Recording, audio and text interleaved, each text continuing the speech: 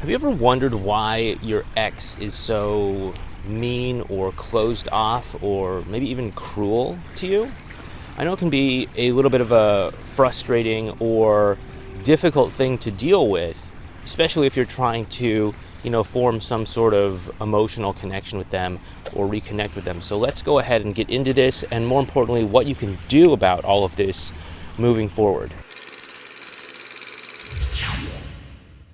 Hey there, it's Clay with modernlove.life. And so one of the big frustrations that I think a lot of people can experience out there is when they are finding that their ex is just, so closed off to them, so much of a no to them. Like, where's all this coming from? How can someone go from loving you and wanting to share their life with you and wanting to open up and be vulnerable with you and all of these other, beautiful things that maybe you experienced in your relationship, to just shutting you out, not talking to you, not giving you any real answers. I know that was definitely for me one of the big frustrating things that I experienced going through my whole, ordeal with my big ex, was just, how we went from just being this very sweet couple that met in high school. We were high school sweethearts, and wanting to build a life together, share dreams together, all that sort of stuff,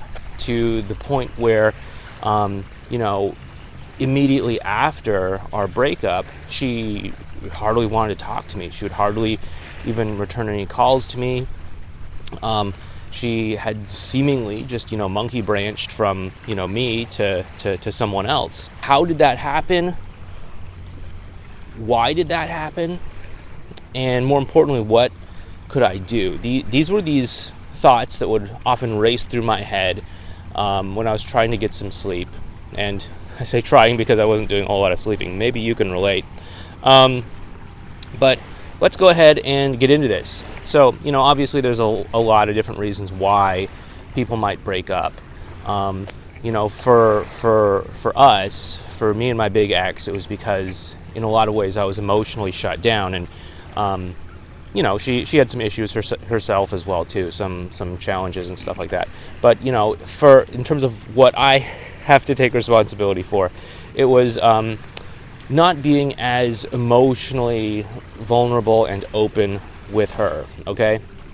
I didn't cheat on her, I didn't betray her trust or anything like that. And so oftentimes it can just be a factor of what happened between the two of you. And, again, oftentimes the specific details of what happened, like whether there was cheating or whether there was a 1,000,001 fights, or whether you were just, closed off emotionally like me because you were stressed out about school and your career and all that sort of stuff. These all create a certain experience that your partner or your specific person might be, taking in.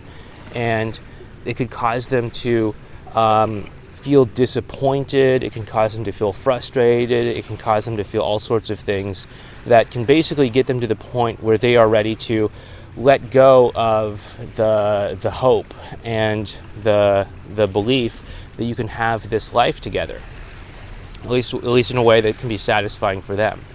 And so they could often be holding on to this pain, this hurt, this wound, this emotional wound of some sort that potentially could be causing them to shut down. They don't want to open themselves to the potential loss of that dream and the potential pain all over again of allowing themselves to hope for a future with you, only to have it be taken away from them, or for them to be disappointed once again. So they start to develop this sort of emotional armor, this emotional callus over themselves in order to protect themselves from being hurt or let down again.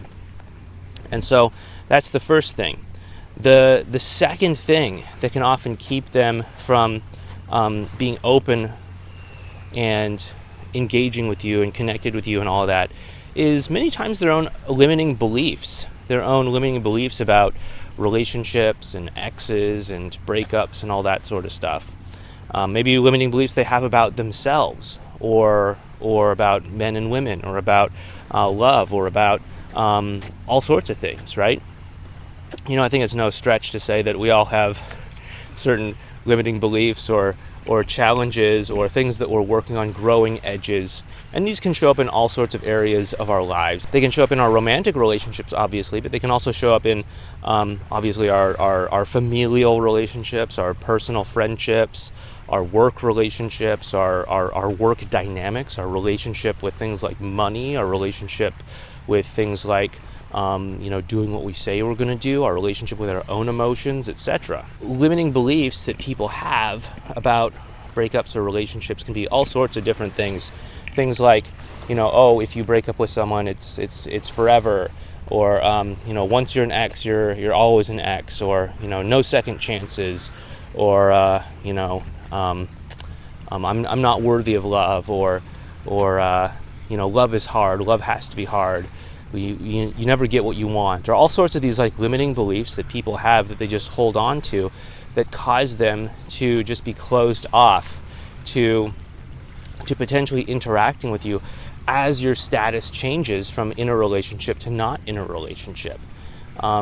Sometimes people just have these limiting beliefs that they need to learn how to let go of. And oftentimes the best way to do that is to shift their focus and their attention from the belief that they're up against, oh my goodness, you can't talk to your ex or something, to just dropping the pressure that they might be feeling about, well, you're my ex, I shouldn't talk to you, what am I going to do, to now just something like, hey, let's not worry about that, let's just focus on the present moment, and let's just focus on connecting and being with one another, and then we'll take things from there and see how things are going moving forward. But the third thing that can cause your ex to close off and to maybe be mean or cruel or angry at you, or even just stonewall you, is oftentimes your own way of being. Now, most people recognize that there's a certain way of being that people often have after a breakup, that at least us here on this channel here call damage control mode. It's that panicked, anxious, fearful kind of state that a lot of people, like myself included, find themselves in after a breakup, where they're calling 1,000,001 times, texting 1,000,001 times, begging, pleading, maybe buying expensive gifts or promising up and down that things are going to change and be different and all that sort of stuff. And there's a good intention behind it. You want to make things right, but if you don't understand the effect that the energy that you have is having on other people around you, then you're likely just going to end up doing more harm than good.